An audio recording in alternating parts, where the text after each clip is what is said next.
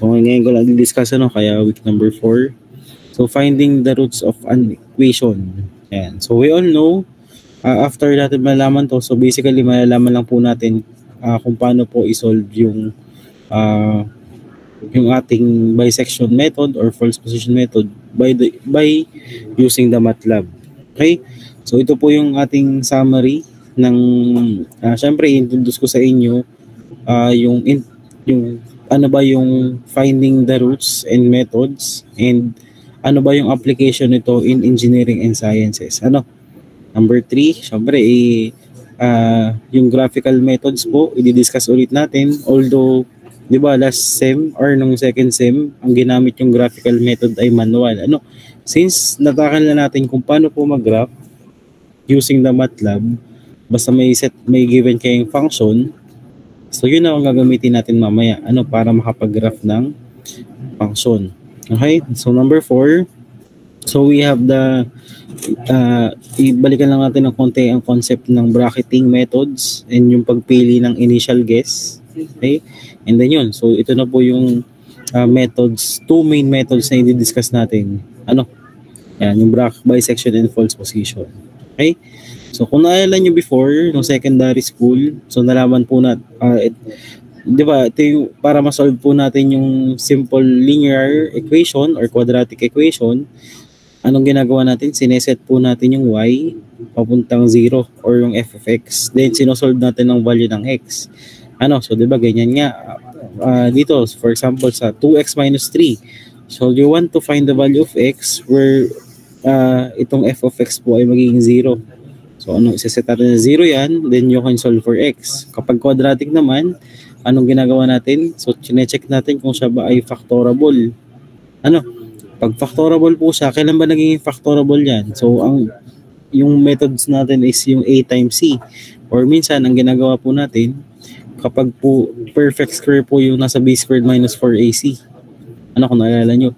So, dito, obviously, ang factor dito is x minus 6 at saka x plus 1. So, pwede nyo ma-extract yung root na negative 1 and 6. Tapos ito naman, ang sunod na example is a quadratic equation also. Pero, check natin yung factorable. So, 3 times 6 ay 18.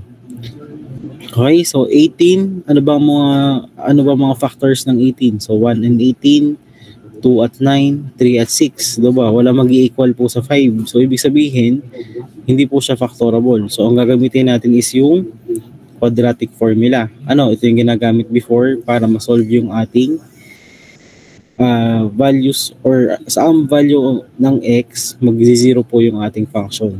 Okay? So pero meron po tayong other cases na meron nga po tayong higher order polynomial or meron po tayong mga function na implicitly naka-define. So ibig sabihin, paano pong gagawin natin kapag ganun? So let's say meron tayong equation naka-raise po sa 6. So yun po yung higher order polynomial. Or may mga cases na complicated po yung function, hindi nyo po kayang i-isolate yung variable. So anong gagawin pa ganun? So walang other solution kundi po magkaroon tayo ng approximate solution technique. Okay? So ang pinaka-obvious na gawin ay magseset kayo ng value ng x and y. Okay? So magseset kayo ng value ng x, tapos diba magkakaroon kayo ng value ng f of x. So pwede nyo siyang i-plot.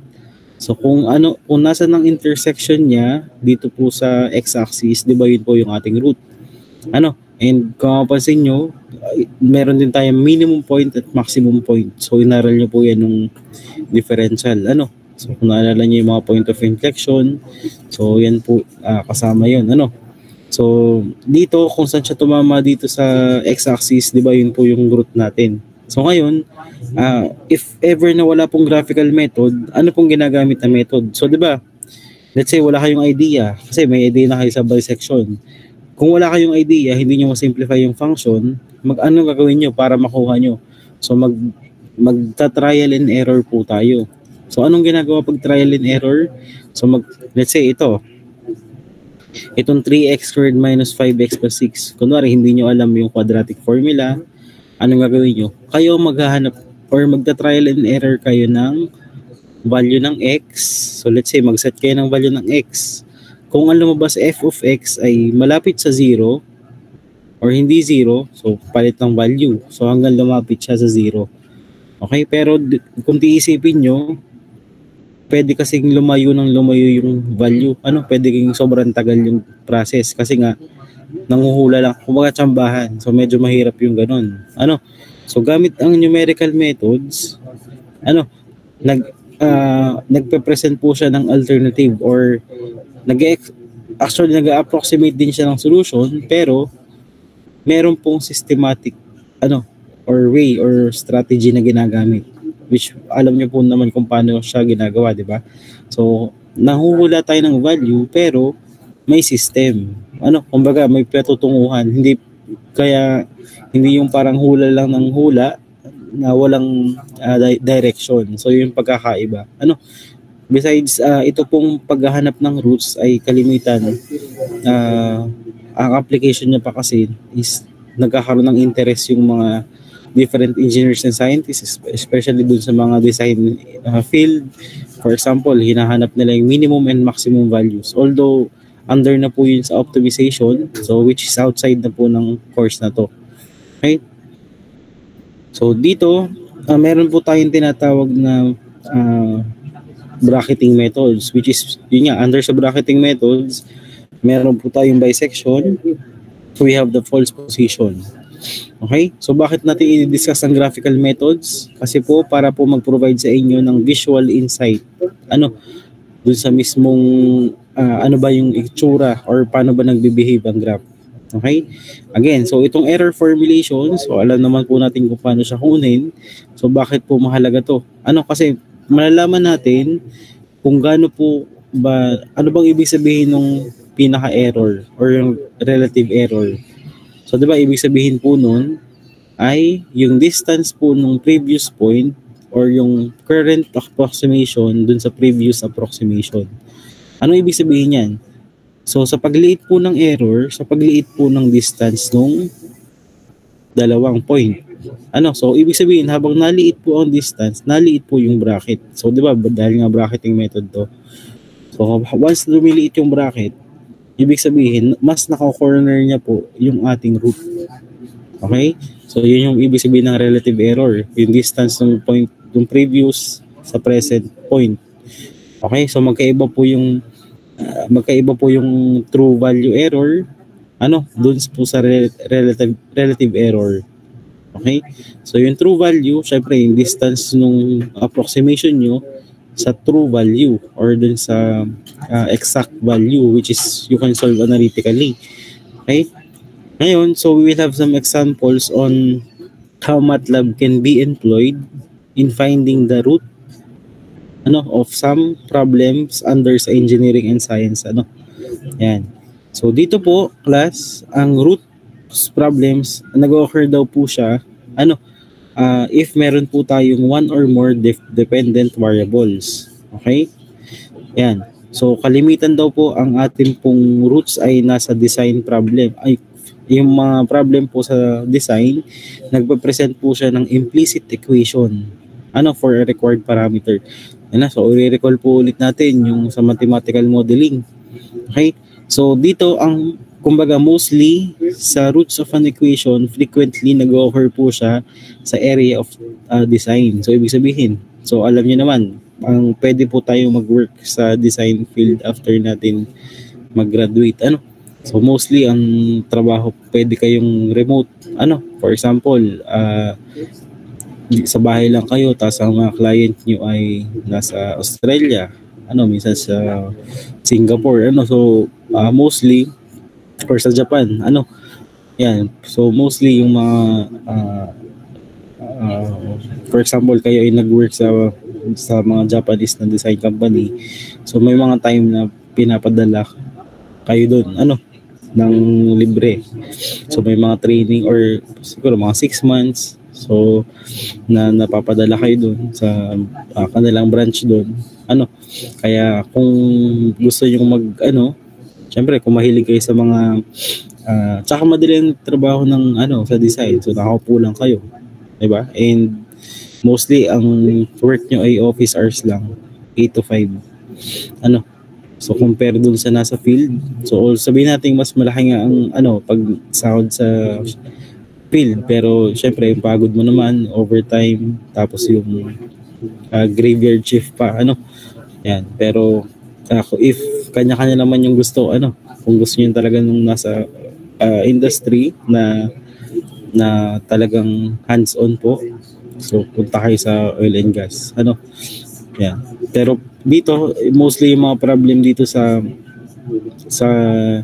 Rostofan equation ay kalimitan sa area ng design, kasi marami po tayong parameter or marami po tayong variable na involved doon, and yung napoproduce nga po na equation is kalimitan po ay implicitly yung pinaka pagkaka-express sa kanya.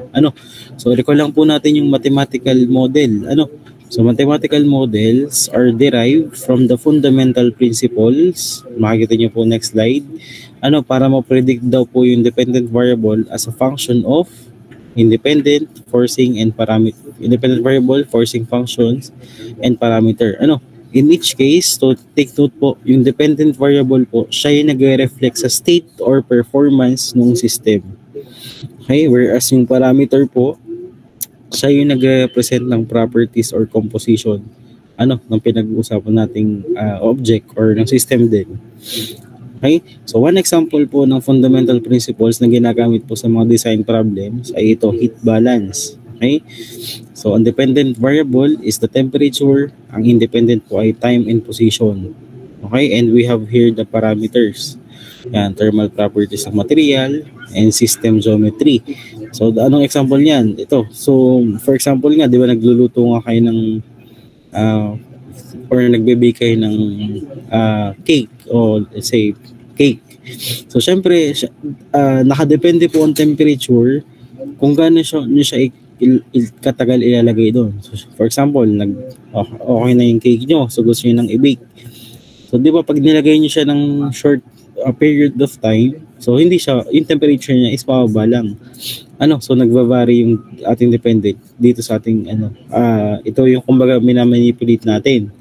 So syempre yung position ng cake nakaka-apekto rin yun sa temperature, kasi pag ang position nyo, let's say medyo malalim yung oven, so di ba minsan may mga layer yun, pag nilagay mo siya dun sa pinakailalim, tapos medyo malayo siya sa sa mismong heating element nung oven, so matagal siya maluto. Okay, so pero yung iba, yun ang prefer, para hindi masunog daw. So may mga ganun. So ngayon, ano yung parameters natin? So anong thermal properties nung inyong ginawang cake naman? And syempre, ano bang shape nung ginawa nyo? Kasi, for example, pagka iba yung shape po ng isang object is nakaka-apekto rin po yan sa kung anong temperature, kung ito ba'y mabilis niyang mapalamig, mapapainit pala, so may mga factor yan. Kasi kung maraming pa-curve, mga patusok, so syempre hindi agad yan iinit.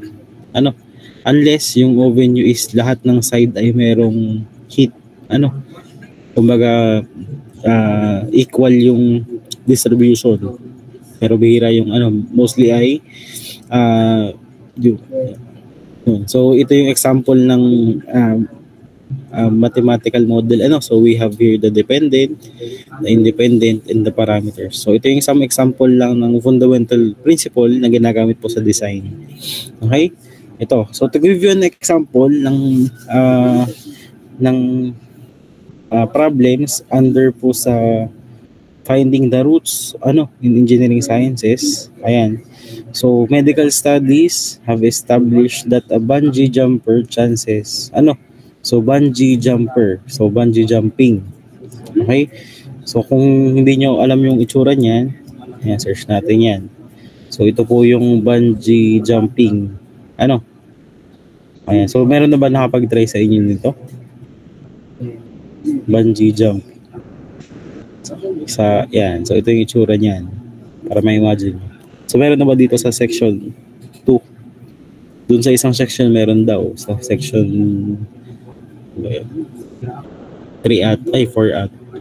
So wala pa. So, sinong gustong mag-try? Yan, in the future. Ayan, so marami, So, dito maraming gustong, so, kumbaga, siya, so, adventure. So, medyo hindi ko lang alam kung, malay nyo, pag kayo yung naglilibot na rin sa, sa ibang mga lugar, sa ibang bansa, so, marami kayong mga gantong ma-experience, So, talagang, yan. Kaya, ilang taon na lang, so, ilang taon na naman nang-aaralin nyo, so, isa na, yan, kaya tiis-tiis na. So, kasi after naman makagraduate, so, syempre, magtrabaho na. So, hindi naman lahat, so, talagang marami na kayong free time. Pero ngayon ay, yan, focus muna. So, ito, mostly, siguro nakikita niyo yan sa mga reels, yan, sa mga, yan.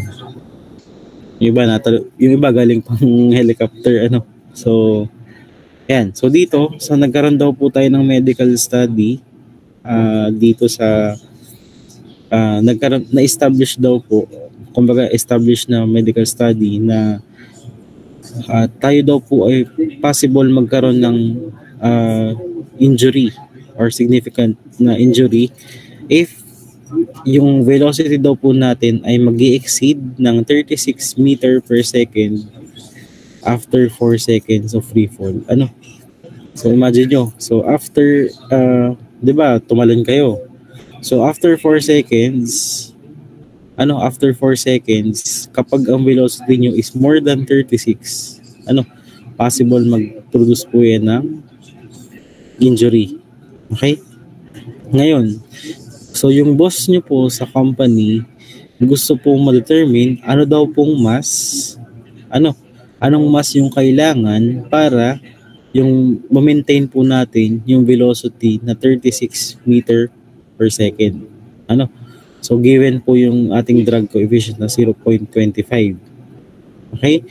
Ngayon, so it is known from previous studies that the following analytical solution can be used to predict the velocity. So bali ang hinahanap dito, yan. So given sa equation 3, velocity in terms of time ay ito, square root ng gravity times ng mass na hinahanap times ng drag coefficient, yung C sub D, times ng hyperbolic tangent ng square root ng G times drag coefficient all over M times time.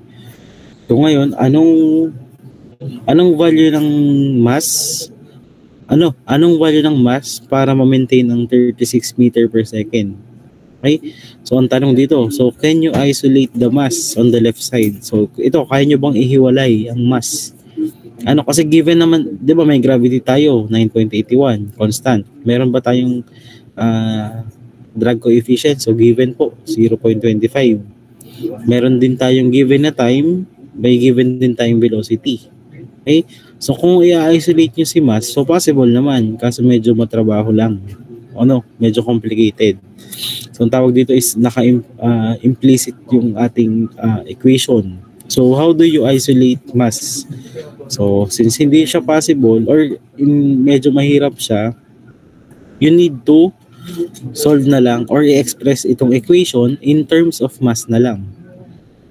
Kasi pag nilipat nyo po sa kabilang side, yung velocity, so kung makikita nyo sa equation number 4, nilipat po ang velocity dito sa kanan. So, syempre, mababagong sign yan. So, ibig sabihin, ito pong equation number 4 is a function of M or a function of mass. Kasi, pag nag-substitute po tayo ng constant dito po sa mga yan is matitirang variable. So, only the mass. Okay? Now, here, hahanapin po natin what is the value of the mass that makes the function equal to 0. Okay? So, yun po yung atin. So, yun po ang example ng root problem. So, kumbaga, hahanapin nyo anong mass, ang kailangan para maging 36 meter per second yung velocity. Kasi, if ikaw yung magdi-design anong height ba yung gagawin mo? For example, ito yung weight nung sasakay, ito yung mass nung sasakay. So, anong dapat height yung tumalon siya? So, yun yung binigay na assignment nung boss mo. Kasi if ever na medyo yung mass is or kunwari, fix po yung pinaka-talunan. So if ever na nag-exceed ang mass mo ng makakompute natin dito, ibig sabihin, hindi ka pwedeng sumakay kasi nga possible magkaroon ka ng injury. So yun yung pinapa-compute sa'yo. So ang unang gagawin dito, so we can do, so syempre wala tayo sa bisection, pero you can solve this using bisection. So we'll try to solve this first using graphical approach. So anong gagawin po? Substitute lang lahat ng value na meron, and then magseset kayo ng value ng mass. So magseset kayo ng value ng mass, o kung ano yung set of points para makapag-produce tayo ng graph. Pero dahil nga po tayo ay nag-aral na ng MATLAB, so we will input this or we will graph this using MATLAB. Ayan. So ulitin ko lang ang statement. So using the graphical approach, determine the mass of the bungee jumper with a drag coefficient of 0.25 kilogram per meter to have a velocity of 36 meter per second after 4 seconds. Yan. So use or take the acceleration of gravity as 9.81. Okay? So the following MATLAB session sets up the plot in equation 4 versus mass. So kindly open po yung ating MATLAB application. So everyone, so kindly open and try to input this one. Itong kulay green. Ayan, so dapat ito po dito sa x-axis, ay sa y-axis. Saan siya lalapat sa 0? Sige, kahit itapat mo lang. Sige, baba pa. Nasa 0.02 pa siya. Yan, so around 142. So, sige nga, taas pa lang. So, mga 142, negative 0.006. So, almost ganyan. So, same po ba kayo nakuha ang output kay Eric? Ayan. So, okay. Sige. So, thank you, Eric. Yan, sa share.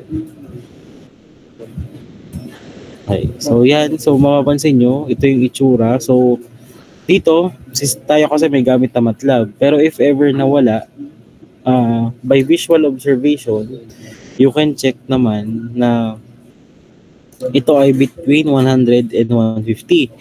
So, ito po is almost 145. Pero ang ginamit niya kasi dito, visual inspection. So, hindi naman siya, kumbaga, if ever na yun ang nakita niya.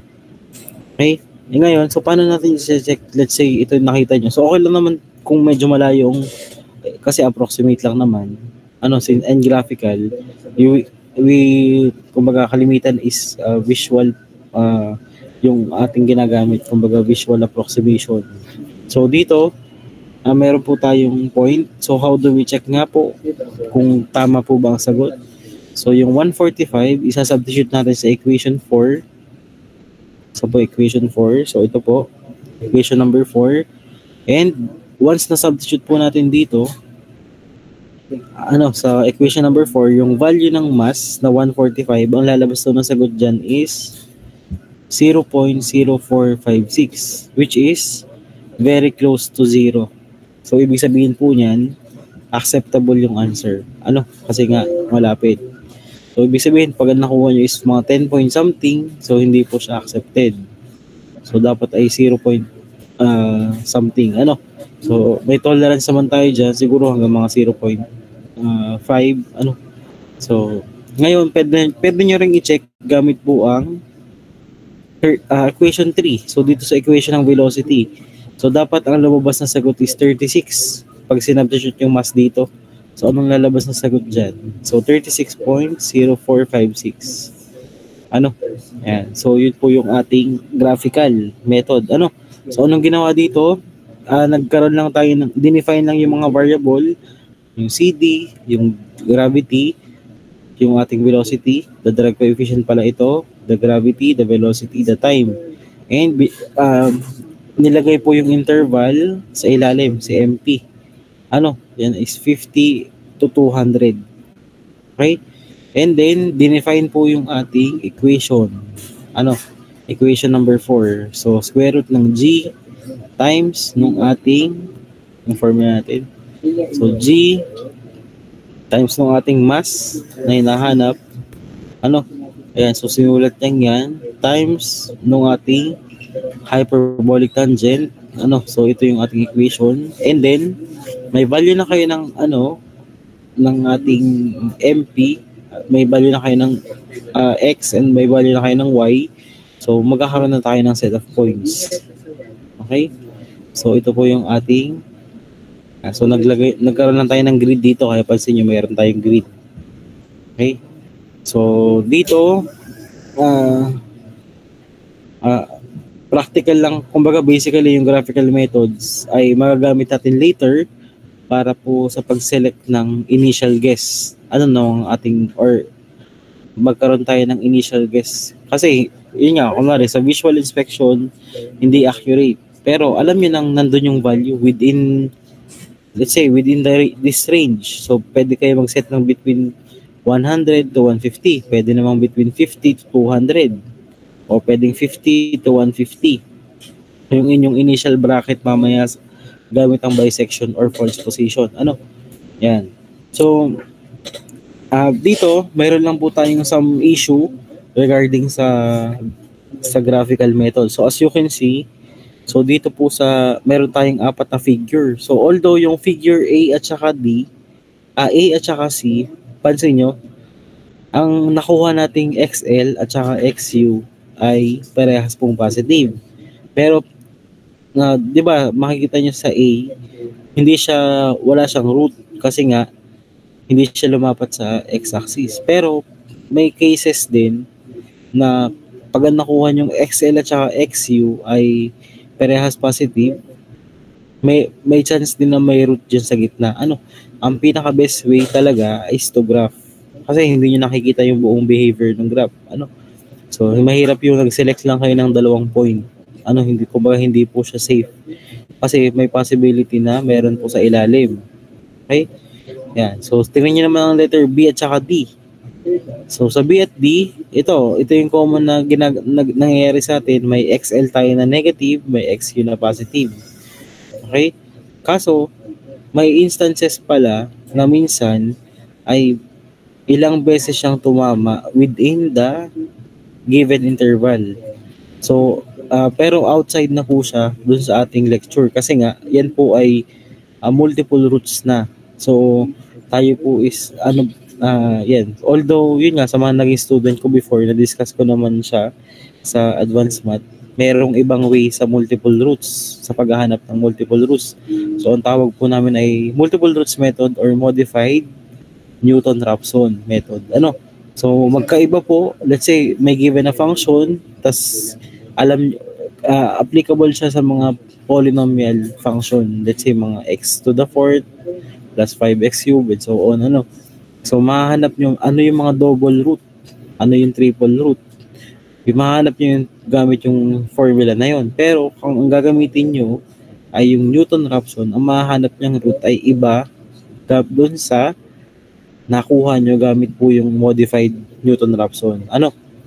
Yan, so, pero ang tandaan natin, kapag po same ang sign, lagi pong even number po ang number of root in between yan. Pero kapag opposite ang sign, tulad ng letter B at saka D, take note, yan po ay odd number. So odd number po yung ating number of roots dyan. Okay? Yan. So dito, so in the past, kayo po ay gumagamit yan ng trial and error. So, dito po sa atin ngayon, so tayo po ay gagamit ng bracket. Kumbaga, meron po dalawang type, yung panghuhula ng or paghahanap ng roots. Meron tayong bracketing and open methods. Sa bracketing, as the name implies, nagse-select po tayo ng 2 initial guess and yun po yung nagpo-form ng bracket. Pero sa open methods, ito po yung kung naalala nyo, yung Newton-Raphson nga, which is yung pinaka-efficient. We have also the secant method, the fixed point iteration. So, napakadami. Ngayon, ang problema lang sa bracketing methods, so sure po tayo na makukuha natin yung final answer or yung almost yung root. Kaso nga, may instances class na napakatagal po. Napakadaming iterations yung yung kailangan para ma-obtain yung sagot. So, dito naman, in contrast naman, dito po sa open methods, so mas mabilis po siya, so nagko-converge po siya, pero, kumbaga, meron pong instances na nalayo din po tayo sa final answer. So, ibig sabihin, medyo high risk po ang open methods. Kasi nga, minsan, kung nasa tamang landas po kayo ng, ang flow po ng is papalapit talaga sa root. Pero kapag may instances na nagkamali kayo, so may chance po na lumayo yung ating root. So kumbaga high risk yung paggamit ng open methods. So dito naman sa bracketing, mas safe po siya. Kaso napakatagal naman. So pili kayo kung anong mas gusto nyo. So ngayon, so kung naalala nyo before, ito nga yung ating yung natural, kumbaga, yung dalawang method, kailangan po ng initial guess. So, naturally, nag-a-arise po yung physical context na tayo po ay nag-a-analyze ng problem. So, in other cases, yung pagkakaroon po ng magandang initial guess ay, ay maganda. So, ibig sabihin, di ba, before, kami po nagbibigay sa inyo ng XL at saka XU. So, ngayon, may instances po ngayon, for example, may given na function, pinapahanap ang roots niyan, kayo na po maghahanap ng XL at saka XU. So kayo magse-set. Kayo magse-set ng XL at saka XU. So madali naman siyang checkan kasi nga iraran nyo lang yan sa program. Kung ano bang gusto nyong interval or ano ba yung napili nyong lower at saka upper limit. So kung naalala nyo before, na-discuss na rin natin to, yung incremental search. Ano ba ang piniprovide ng incremental search? So, ito pong test na to, siya po nagtetest ng mga value ng function at evenly spaced interval. And naghahanap po siya ng bracket kung saan nagkaroon po ng sign change. So, anong ibig sabihin na nagkaroon ng sign change? Kasi pag may nagkaroon ng sign change, ibig sabihin, tumawid po siya doon sa ating x-axis. Ibig sabihin, from negative, naging positive. Or pwede namang from positive, naging negative yung value. Ibig sabihin, yun yung ang tawag na incremental search. So, di ba yung unang method para malaman natin? Kasi, para malaman natin na yung root ay nasa gitna nung gagawin nating bracket, ang ini-ensure natin is yung f of xl times f of xu is negative.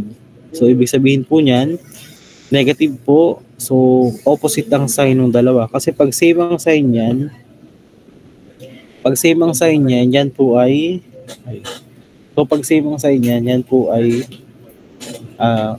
negative po yan.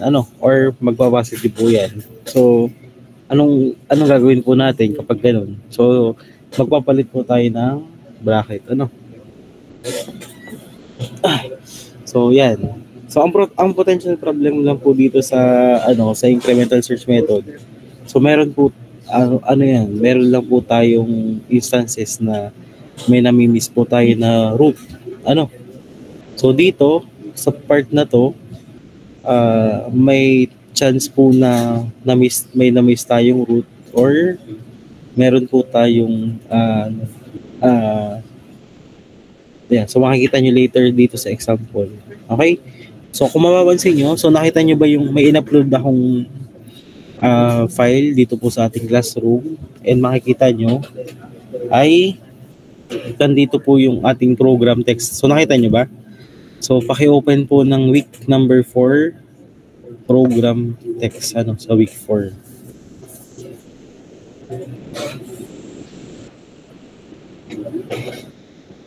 Nakita nyo po ba?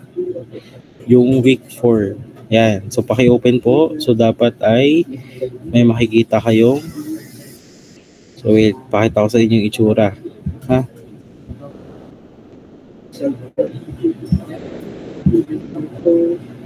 Yan. So, ito po yan.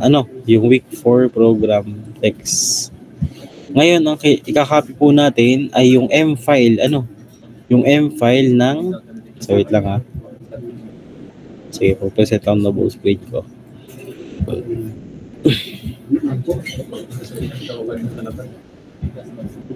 So, ang i-copy nyo po ay ito pong incremental. So itong part na to, ikakopy po natin yan, then sisave po natin sa MATLAB, sa M-file. Magkikreate tayo ng M-file. Okay? So makikita nyo, once na-paste nyo na po sa edit window, ang kailangan po ay i-save nyo na. Okay? So save nyo, Ctrl S, save. So ang file name, automatic nakalagay po dyan yung ink search. Meron tayong ink search po dyan. So save nyo lang. Ayan. Okay, so nagawa po ba yun? So na-save po natin. Okay. So once na-save nyo, ayan, sige, balikan natin muna yung incrementals. Ang purpose po natin sa incremental search, maghahanap po tayo ng function, ng points kung saan meron pong intervals. Or meron po tayong sign change. Hanapin po natin yan. Yan. So once na-type nyo na, okay, so meron na example dito So use the M-file ink search to identify the brackets within the interval 3,6 for the function f of x ay sin 10x plus cosine 3x. So daw po ang ating interval dyan? So hahanapin natin, kung makikita nyo may graph na sa gilid, hahanapin natin yung mga points kung saan nag-cross yung mga line doon. Ayan. So, itatype po natin, or nakalagay naman yata dito. Ay, hindi pala nakalagay dito yung ito. So, pakitype po nito sa ating So, pakitype po nito sa ating command window. So, kailangan nakasave class yung M-file So, kailangan nakasave yung M-file na ink search dito. Okay? So, previously na-type ko na naman siya. Ito yung ita-type nyo. So, pakitype po sa command window nito.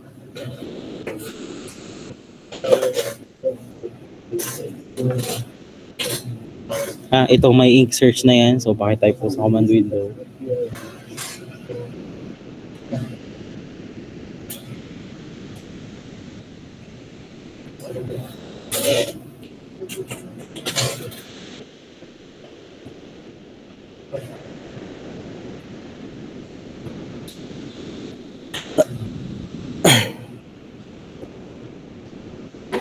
Yan so dito siya, i-type ko lang dito. Saan ba yun?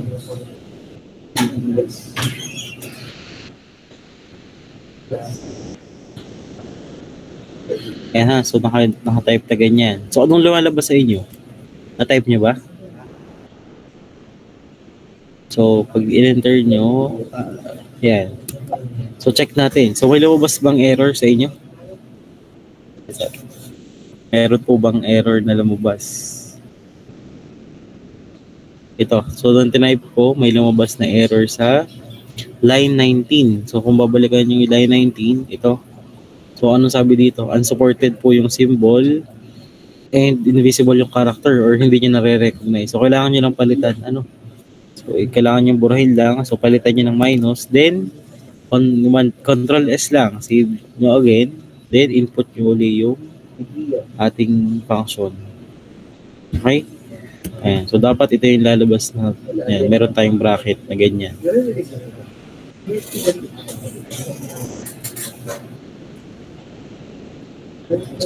American? Saan yung American?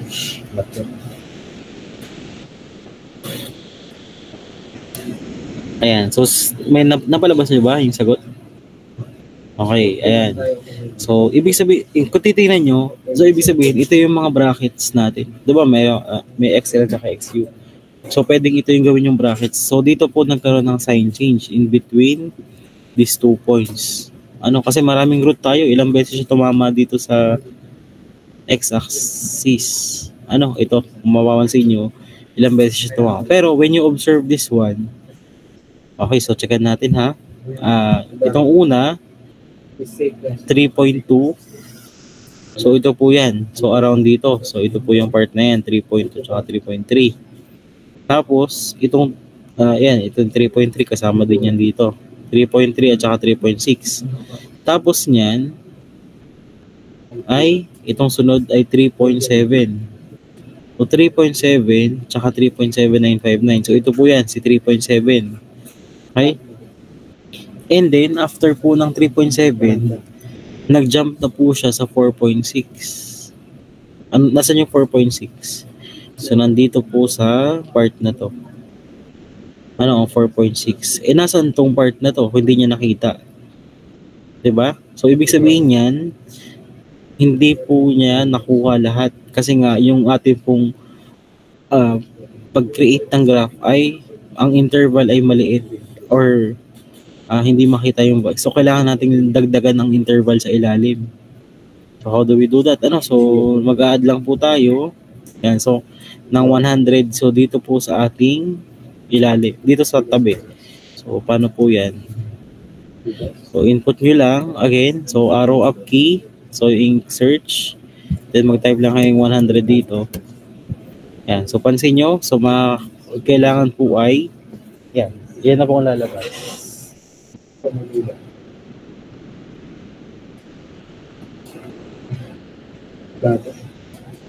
Okay? So, meron na po tayong 9 brackets for now. Tama ba? So, lumabas pa sa inyo? 9? Yan. So, lumabas ba ang 9 brackets po? Okay. And then, yun. So, yun lang. So, ito lang po sa part na to. And then, dito naman po, so, ang bisection method naman is a variation of incremental search wherein dinidivide po yung interval into half. Okay, so ito yung graphical depiction ng figure, di ba kanina? So, alam niyo naman to. Yung initial natin is 50 and 200. Din natin sa gitna. Alis po si XL. Anong matitira? Itong bagong root at saka si XU. Hati uli sa gitna. Ano maalis? Si XU maalis. Ang matitira ay itong XL at saka yung bagong XU. Hati uli sa gitna. Itong yellow naman. So, ano maalis? Si XL. Kasi nandito yung root natin sa part na to. So, pansin nyo, pag kinuha nyo ulit ang gitna nito, almost nandito na sa root.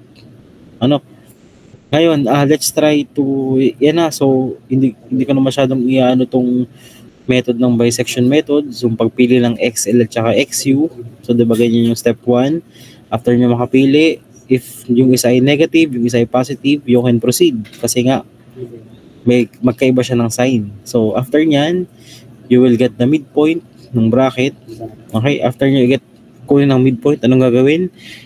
Tetest nyo kung alin yung aalisin, si XL or si XU. So, baka magtaka po kayo, bakit po X sub M yan? Yan ay X midpoint yan. Then, check nyo yung tatlong condition. Kung anong papalitan, si XU ba, si XL, or mag-stop na kayo. So, after nyan, ito rin yung ating formula, pagkuha ng XR, yan. So, ito yung absolute relative error. So, anong measure nga nito? Yung layo po niya sa bawat isa. Yan. And last step ay meron po tayong pinaka-guide. Tayo ba ititigil na? Yung ba nakuha yung error is less than the stopping criterion? Kung yes, kung mas malaki pa sa stopping criterion, balik uli sa step 2. So, dun sa pagkuha ng lower tsaka upper guess. And then, if siya po ay mas mababa na sa stopping criterion, you need to stop your algorithm. So, ito yung para pinifeed sa system. Ito yung i-feed nyo mamaya sa MATLAB. Okay? So, sige. So, try natin i-solve yung example number 1. Yung kanina. So, di ba may graph tayo kanina na saan ba yun? So, may graph tayo na between 50 and 200. So, pwedeng yun ang gawin nyo sa bisection method na initial guess. So, hindi ko napapakita yung process kung paano i-solve yung ating initial guess is 50 and 200. And we all know yung exact value po ng root is 142.7376. Okay? So, yan po yung ating exact value ng root. Ngayon, kung titingnan po natin, so, ko na class sa pinaka-summary. So, ang stopping criterion natin is 0.5%. So, mag-stop lang po tayo after 8 iteration. So, anong value ng XR? 143.16. Okay, which is malayo pa po siya dun sa 142 yung 0.7376. So, kulang pa ng 0.4. Pansin nyo, sa 7th iteration, lumapit na siya, nasa 142.5, tapos lumayo pa uli.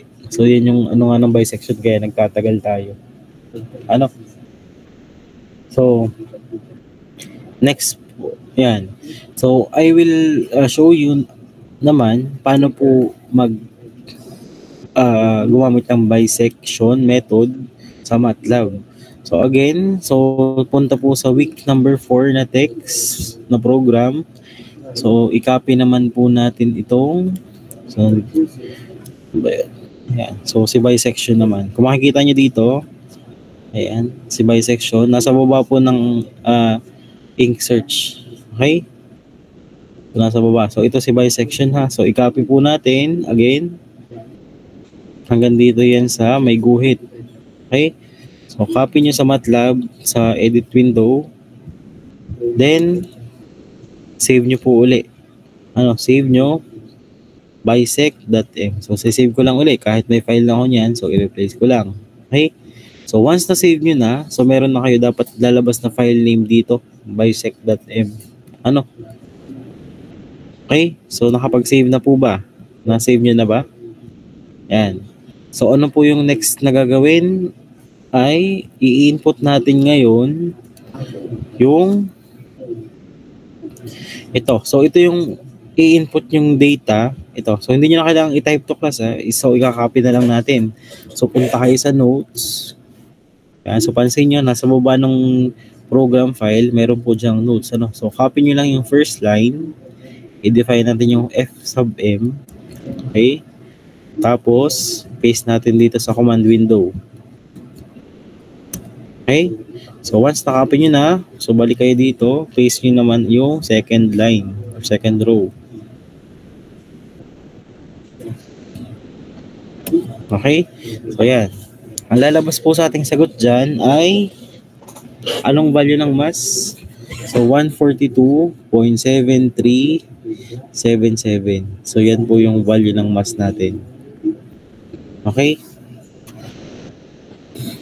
Yan. So, napalabas nyo ba to class? 142. Yan. Okay. Sige. Ngayon, ang dito, let's say, ipaliwanag ko lang kung paano nangyari yung tinype nating code. Sige, punta nga tayo sa notes. Sige, so dito na lang sa So dito sa input dito, dinefine lang po natin yung function of m function in terms of m.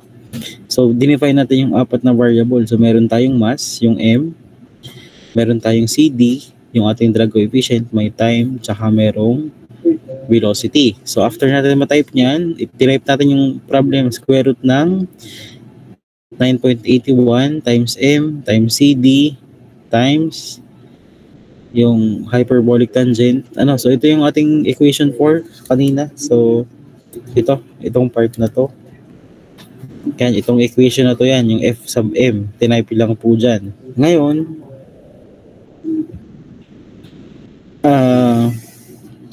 so dito po sa ating problem, okay na po tayo sa first line. So minus v. So sa second line naman, dinefine po yung apat na variable. So ito yung lalabas na sagot sa inyo. So yung syempre yung hinahanap dito nyo ilalagay yung mass. Ano po yung f of x? Fx, ano yung fx? Ang fx po, yan po yung value. Let's say, di ba, may nakuhang mass. Pag pinasok yung mass dito po sa ating equation, di ba, ito yung ating equation. Pinasok nyo yung nakuhang value para ma-check kung malapit ba yung nakuha nyo sagot. Ang lalabas po ay ito. Yan, kumbaga, ang f of 142, itong f of x na to. Okay? So, ang nakuha ang sagot dyan is 1.3388 times 10 raised to negative 6, which is, yun ay 0.06 na 0. 5 0 pala. pabalik. So, almost zero na siya. Ano? So, ibig sabihin, accurate tong sagot natin. Kasi, kung titingnan nyo sa program, yung ating stopping criterion po is 0.001. Ano? Kasi hindi kayo nag-input. Mamaya papakita ko sa inyo kung gusto nyo kayo magseset ng kung anong stopping criterion. 'Di ba sa atin ay 0.5% ang atin. So try natin mamaya kung anong iteration ma-reach yung 0.5. Okay? So ang EA, ito po ang error, relative error. Anong error natin? So 5.01 times 10 raised to negative 5. Ano? And then meron po tayong tinatawag na iter. So ilang iteration bago niya ma-reach yung certain error. Kasi hindi ka nga naglagay kung ilang iteration yung kailangan, hindi ka naglagay kung anong ilang error. So ang iisipin ni MATLAB is yung nasa M file mo, which is 0.001. Ngayon, ang ano ko sa inyo, so let's say gusto nyong baguhin yung interval. So let's say, kasi kung makikita nyo sa graph, pwede namang, di ba, 142 ang sagot. Pwede namang between 100 and 200. So, anong gagawin? Itatype nyo lang to. I copy. So, paste nyo sa baba. So, gusto nyo gawing 100 to 200 ang range. Yan. So, pansin nyo, nabawasan ng isa. Ang iteration, 20 na lang. Ano? Pero kung gagawin natin 140 to 150, i-narrow down natin. So 17 na lang yung iteration bago niya ma-reach yung ating error. Okay, so let's say gusto niyo naman yung talagang exact. So gawin yung 142 at saka 143. Ito yung ating yan. So 13 iteration. Kasi ibig sabihin dito, ano bang ibig sabihin pala ng second line? So ito ay, 'di ba? Bisect at M. So itong f of m, ito yung function na dinefine natin, which is ito. Diba? Ito yung dinefine natin na function. Tapos ito yung mga variables. Diba nag-type kayo dito ng 4 na variable. So i-define nyo siya sa second row. Since unknown po ang mass, so m ang isusulat nyo dito. So may given na drag coefficient, 0.25 to. May given na time, 4 second. Tapos may given na velocity na 36. Then, ano yung nandito sa dalawang dulo? Ito yung ating XL. Ito yung ating XU. Okay? So, ngayon, gusto nyo gawing, yan, nung ginawa natin 142 and 143, so, naging 13 iteration siya. Ano? So, let's say gusto nyo malaman ano ang value niya after the third iteration. So, maglagay lang tayo ng another comma. Sige, ang initial value natin, ang XL natin is 50, ang XU ay 200. So gusto nating malaman ano po ang value niya after third iteration. Okay, so maglagay lang kayo ng comma, then 3. Yan, so after third iteration, okay, so ba't nag-aroon siya ng error? So lagyan natin ng so kailangan natin maglagay ng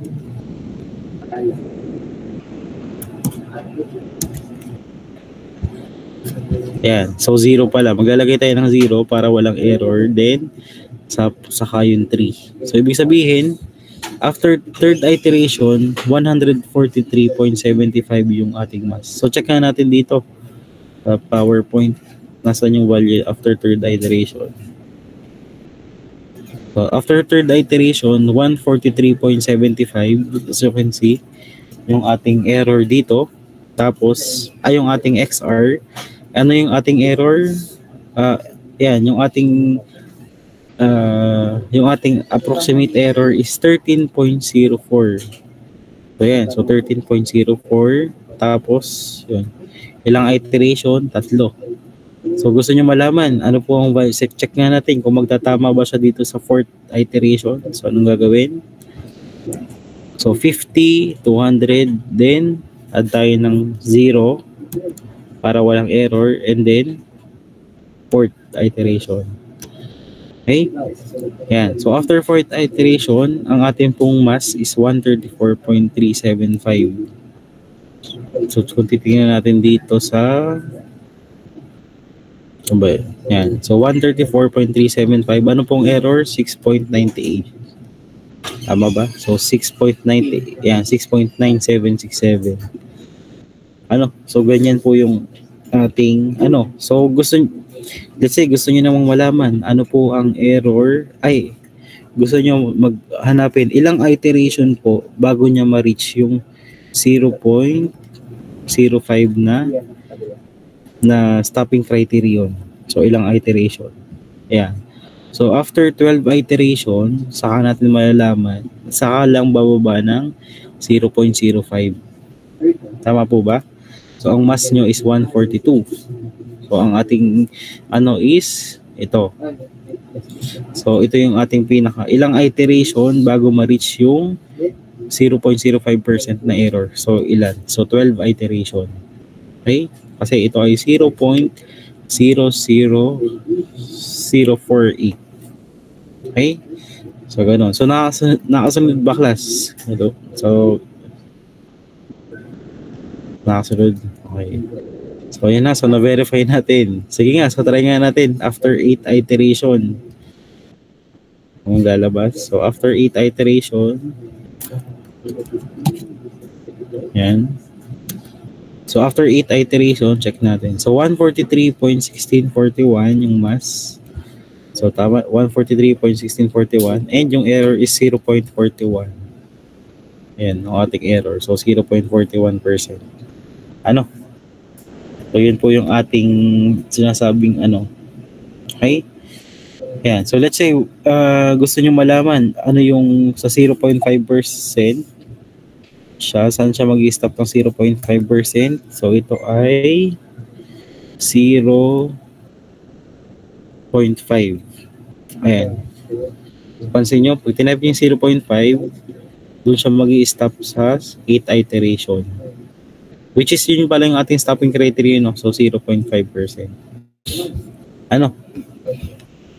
Ayun. So, yun lang dito sa paggamit. So, bale, ito na yung general natin gagamitin. Sa paghahanap po ng roots, ng bisection. Okay? So, dito, mayroon po tayong yan. So, mayroon tayong mga exercise na ayan, so pwede nyong gawin or pwede nyong pagpraktisan. Pero I suggest kung gagawin nyo ito manually, so kaya nyo namang tapusin to ng manual kasi nga ay kaya nyo gawin ng manual. I suggest i-solve nyo to gamit ang MATLAB. So we also have this one. I think nabigay ko na to problem sa inyo. Yan, so hindi nyo naman to kailangan ipasa So basta nasa inyo kung pagpapractice nyo. Kasi 'di ba by next week ay i-record ko po kayo magdala ng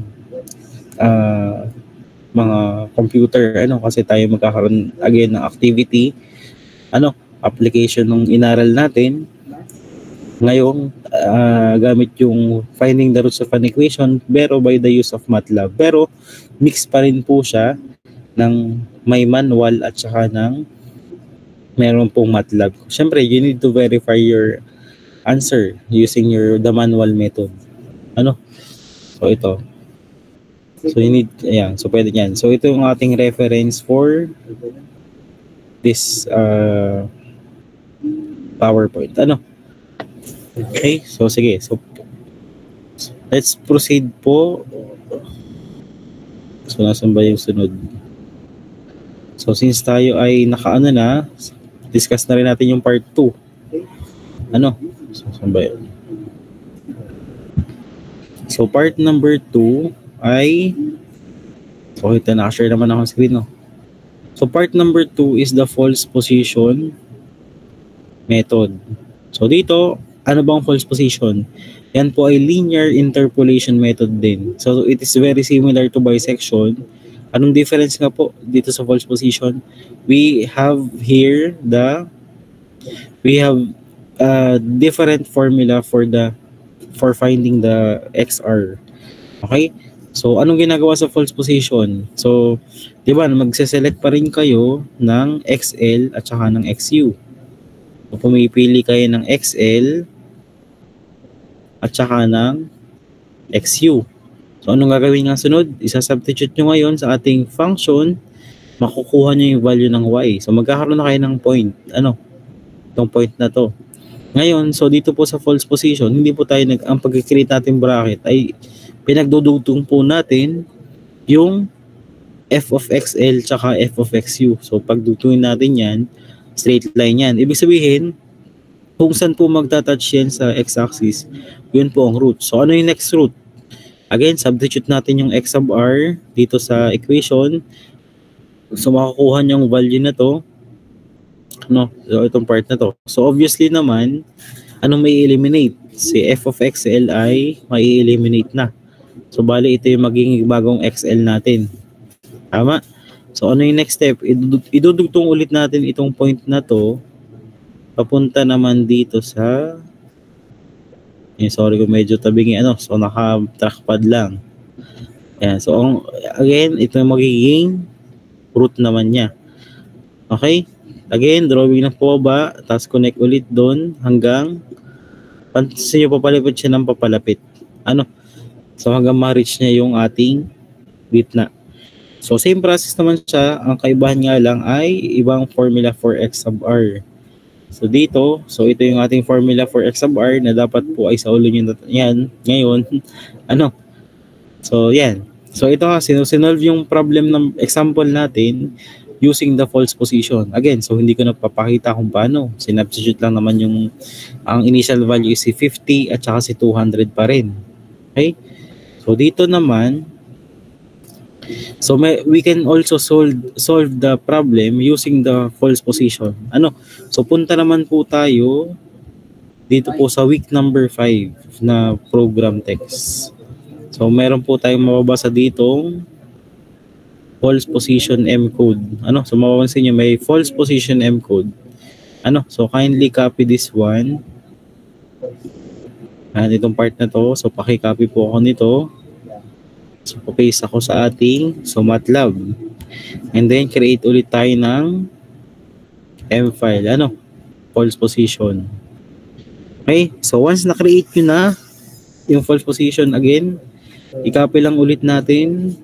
So, since naka-define na po sa atin yung F sub M, ito naka-define naman, hindi naman nagbagong formula natin, anong kailangan natin gawin? Kahit ang i-copy nyo na lang ay ito nasa baba. So, anong kaibahan yan? Naiba na po yung ating gagawing process. False pos na po. So, hindi na po siya bisection. Okay? So, anong initial value natin? 50 tsaka 200. Ang XL, 50. Ang XY, 200. So, wala tayong binanggit na na number of iteration, wala tayong binanggit na error, ang gagamitin niya ay yung nasa system, which is, ang stopping criterion ay 0.001. Okay? So, press enter. Yan. So, after 24 iterations, ay, ang nakuha ang sagot po ay 142.7378. So, nakuha nyo ba? Same ba? So, same po ba nakuha nyo? Yan, 142.7378. Okay? Ngayon, diba, kung naalala nyo yung lecture natin before, or nung inaaral natin to dati, nung manual lang, lagi pong mas kokonti ang iteration ng false position. Pero hindi po yan. So, dapat ito yung lalabas. So, kung i-compare natin, mas naging accurate po ang bisection. Kasi sa bisection, 21 iterations lang, yung kinailangan para ma-reach niya. Pero dito, 24. So, di ba, kasi ito pong false position is nagre-rely po siya kalimitan minsan sa graph. So, ibig sabihin, kung titingnan nyo, yan, sa example number 4, ito po ang case na bisection method is preferable to false position. Ayan na, so meron tayong function. So, may function po tayo na f of x ay x raised to 10 minus 1. Mayroon pong interval na 0 tsaka 1.3. So, para ma-check po natin, gamitin po natin bisection. Ayan na. So, meron po tayong f of x dito type po natin yan. Tsaka ito, I think nasa week 5 text pa rin yan. So check na natin. Yan. So bisection ay, yan, meron po tayo nito. So copy nyo lang po to, si f of x. Okay? And then, paste natin dito kay MATLAB. So define natin si f of x. Okay? Then, copy natin yung nandito. Hindi, ito muna pala i-copy natin. Yung walang iteration lang. Para malaman natin ilang iteration yung kailangan. Ano? Para ma-reach na yung 0.001. Okay? So again, so tinype natin yung function. So anong i-expect nating sagot? Ano yung value ng x, which is ito yung unknown? Ano yung f of x? Ano yung error? Ano yung iteration? Okay? So dito, kung mapapansin nyo, isa lang po ang variable. So, di ba kanina? So, kanina, f of m, tapos ang variable ay 4. Ano? So, tingnan nyo dito. Ito ay f of x, tapos x lang po ang variable. Kasi yun lang yung unknown. Tapos, ano nga po ang tawag dito? Ito po yung ating xl, ito po yung ating xu. So, basically, ganito lang. Ano, pag magsasolve kayo ng function, so, ito yung i-type nyo. I-define nyo muna yung f of x. Tapos, sulat nyo po yan. Since ang hanapin ay x, ito po yan. Tapos, bisect, kung anong variable yung ginamit nyo, since x yung hinahanap. Then, i-define nyo yung function, f of x. Then, kung ano po yung hinahanap. Then, yung ating xl at saka xu. Okay, so dito ha. So, pwede nyo i-check yung pattern. So, dito, ang hinahanap po ay mass. Kaya pero meron tayong other variable kasi naka-define po dito, meron po tayong other variable. So dito naman x lang. Ano? So kung ita-type natin, yan. So ang lalabas na sagot ay 1, saktong 1. After ilang iteration? So 21 iterations. Okay, so ganun yung ating ano. Ngayon, so kung ita-try naman natin gamit po ang false position. Kung gamit ang false position, copy nyo again ito nasa baba. Itong part na to lang. Yan yung may false pos. Or gusto nyo palitan nyo na lang tong ito.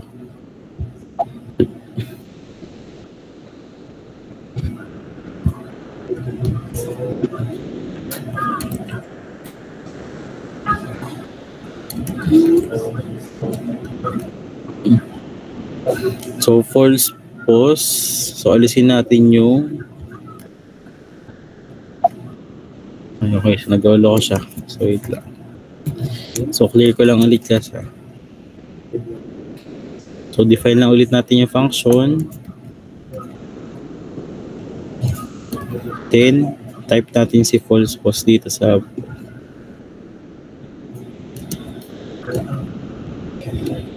okay, so gusto nating alisin yan.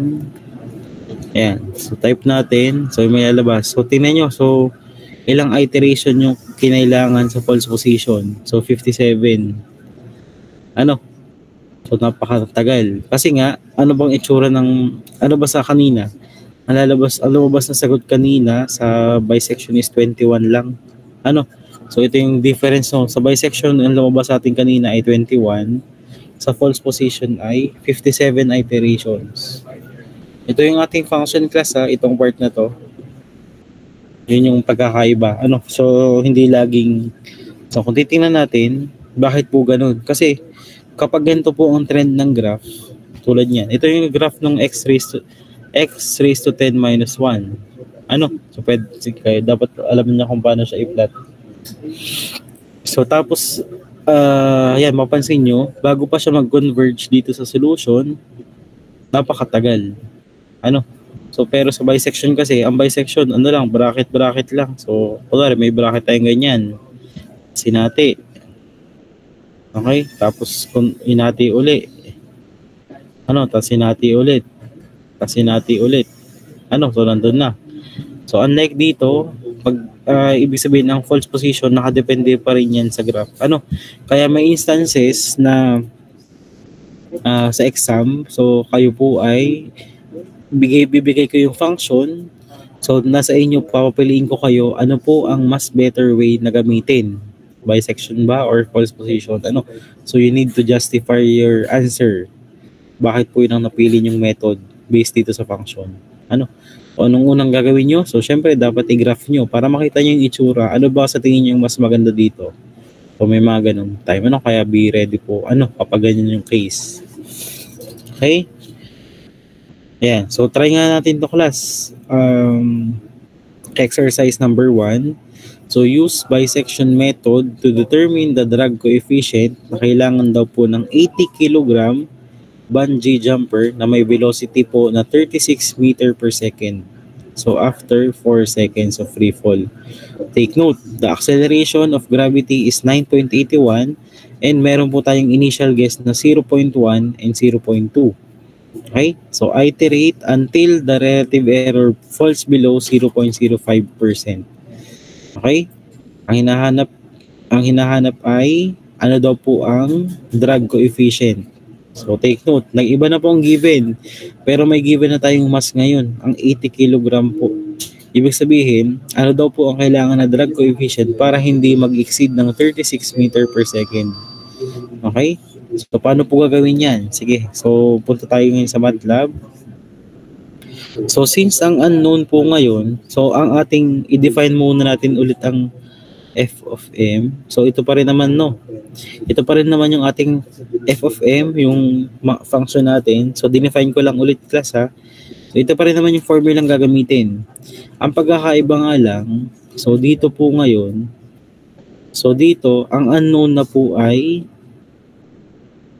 yan. So, di ba, ito yung ating ano. So, sa second line, so sa una, ito pa rin ang gagamitin yung f of m. So, walang problema dyan. Kasi meron pa rin tayong variable lang mass, ng drag coefficient, ng time, saka ng velocity. Ngayon, syempre, ang hinahanap po dito ay ang hinahanap po ay, wait lang, balitan ko na ito ng bisect. So, ang hinahanap po dito ay si drag coefficient, si CD. So, papalitan nyo yung mass. Yan na po yung hinahanap. Ito yung lalabas sa sagot sa atin. The CD, Fx, the error, and the number of iteration. So, yan, ang hinahanap natin bisect at CD. So, CD. Then, po yung itong f of m is defined naman dito sa first row. Ito po yan. And then, i-define nyo na ngayon, ano po ang value ng mass? Ano ba ang value ng mass? 80. Tama ba? 80 kg. So, 80 kg. Saan yan? Yan, 80 kg. And then, ang 0.25, papalitan nyo na siya ng CD. Okay? And then, ang time natin ay after 4 seconds pa rin. Tapos, ang velocity natin ay 36 pa din. Ano pang binigay? Ang initial guess is 0.1 and 0.2. So, palitan natin to ng 0.1, 0.2. Okay? Tapos, ano pang binigay? Iterate until the approximate error falls below 0.05. Again, may binigay na stopping criterion. So, comma, so 0.05 lang. Okay? Pag sinabi naman, iterate, use 3 iterations. Ang gagawin nyo kapag sinabing use 3 iterations, 0 muna and then 3. Pero since ang sinabi po ay stopping criterion na 0.05, so 0.05 ang lalagay natin. Okay? And then, yan. Lalabas po sa sagot, ang ating value po ng drag coefficient ay 0.1401 and then nag-stop po tayo kasi yung nakuha nating error is 0.03%. Ano bang stopping criteria natin? So, 0.05. So, ilang iteration po yung kinailangan natin? 11. Bago natin ma-reach to. So, ang final answer is 0.1401. So, ngayon, kung itatry natin to sa false position, yan. So, palitan natin. Yan. So, false pos. Tama ba? Yan. So, check natin sa false position. Sa false position, lang? 3 iteration lang yung kailangan bago niya ma-reach yung 0.05. Anong sagot? So, same lang, 0.14.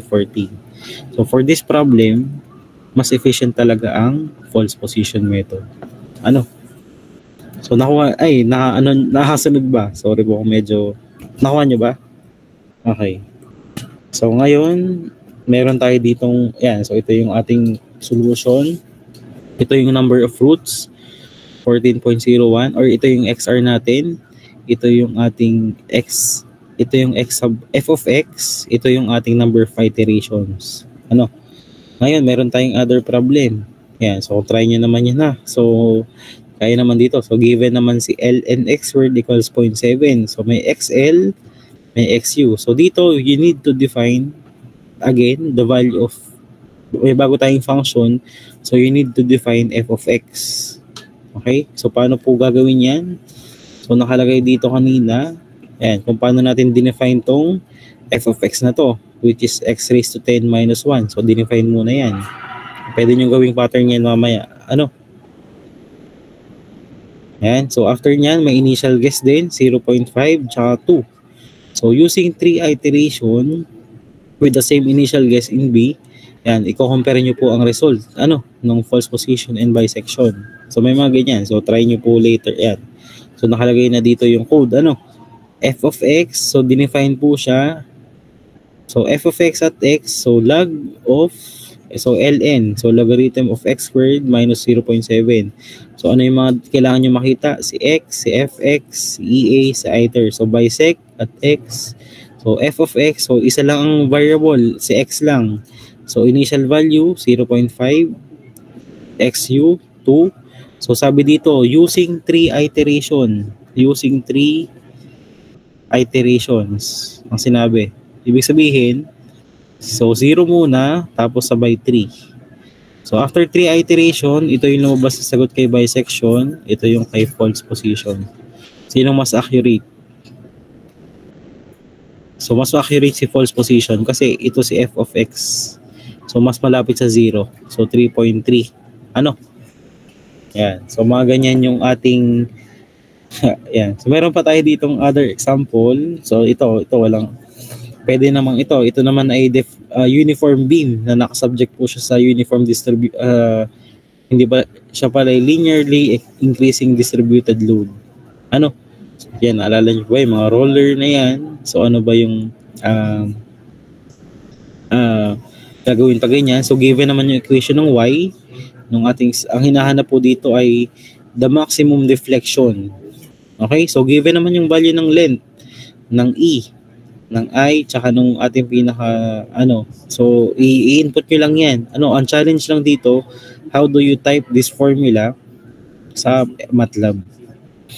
Okay? So, i-explore nyo. So, yan na. So, itong exercises, hindi nyo po kailangan ipasa ito. So, andito to para pag-process nyo. So, again, meron pong another problem.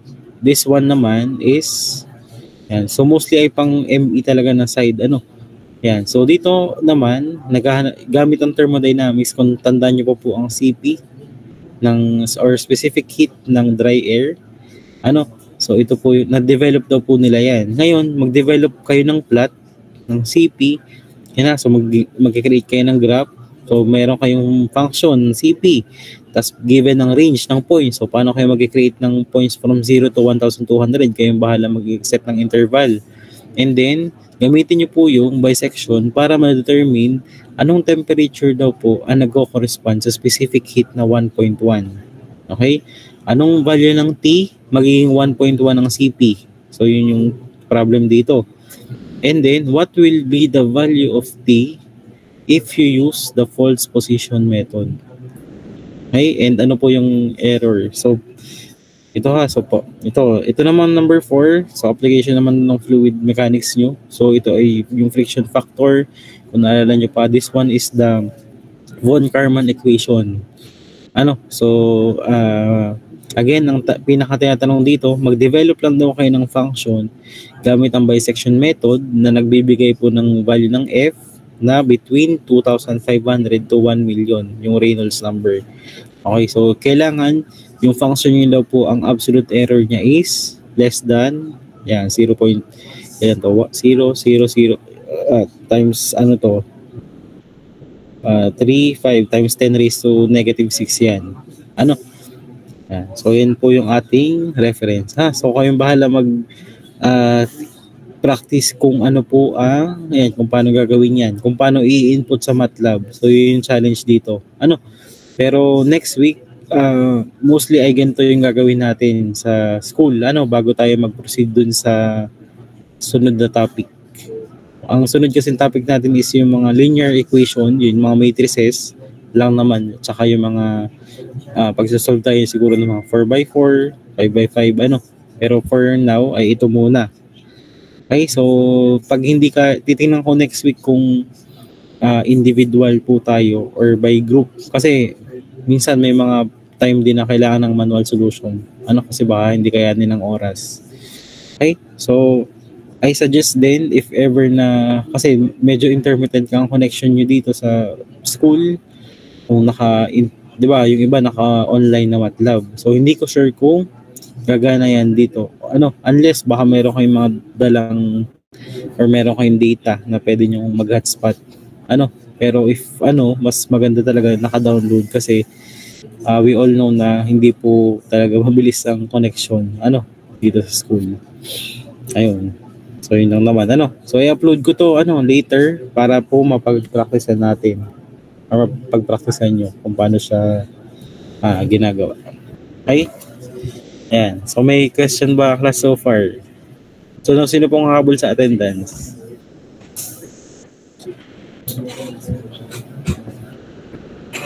So sino pong wait lang. So sige nga, isa-isa muna. So pa-open mic ha. So sino po magpapa-add?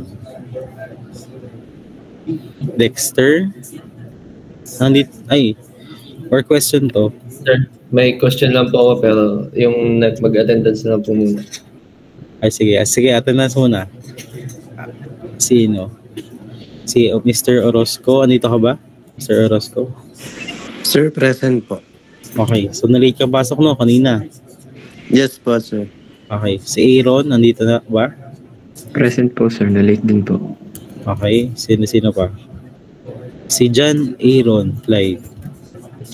Anong last name ni John Aaron? Ariola po, sir.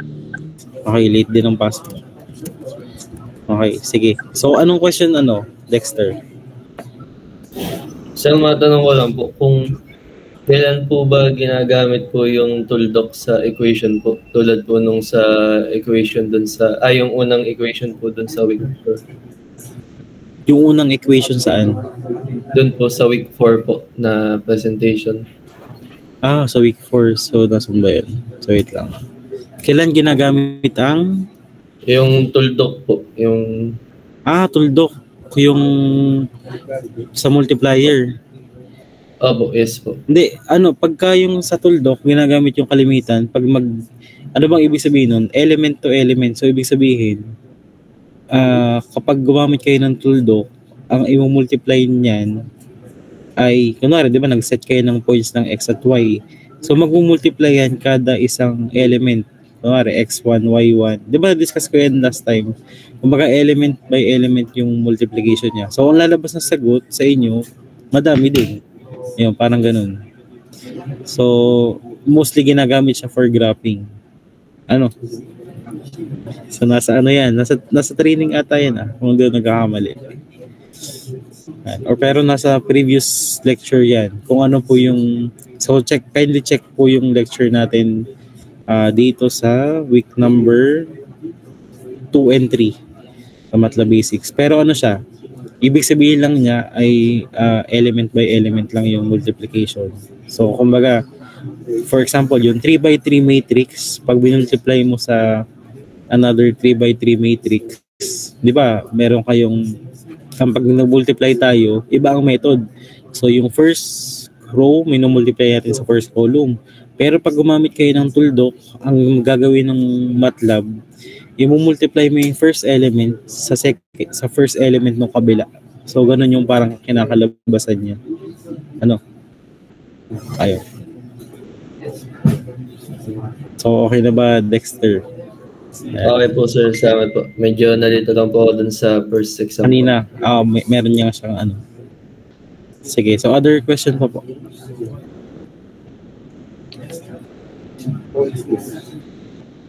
Okay, so wala na. So yan na. So we'll meet po next, Sunday, no? Sunday pala tayo. Okay, and yun. So be ready po sa activity. Okay?